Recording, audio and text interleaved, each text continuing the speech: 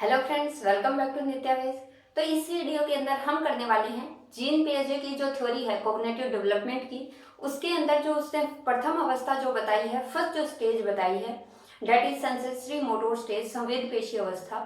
उसके अंदर एक टर्म जीन पियाजे ने बताई है और वो है प्रिमिटिव सेंस ऑफ आइडेंटिटी। जो फर्स्ट अवस्था है उसके अंदर इस टर्म को जीन पियाजे देते हैं। तो चलिए समझते हैं क्या है ये term. Primitive sense of identity, तादात्म्यकरण।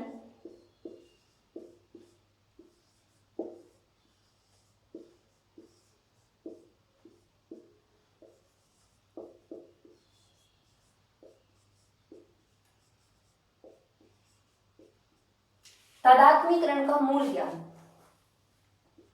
Identification. Gene पियाजे कहते हैं कि जो 0 से 2 वर्ष तक की जो अवस्था होती है, जो प्रथम जो अवस्था है जिसे संवेद पेशीय अवस्था जीन पियाजे ने बोला है, संवेदी पेशीय अवस्था, जो कि 0 से 2 वर्ष तक होती है।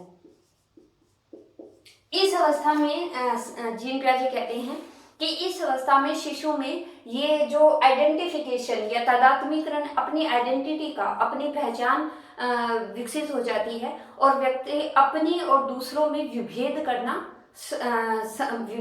विभेदन जो होता है वो समझने लगता है कि मैं खुद क्या हूँ, मैं मतलब कि मैं खुद एक अलग क्रिएचर हूँ और कोई दूसरा है, वो कोई दूसरा व्यक्ति है। तो ये जो विभेदीकरण होता है उस चीज को वो समझने लगता है, उसे अपनी आइडेंटिटी का मूल ज्ञान या अपनी आइडेंटिटी का बोध होने लगता है।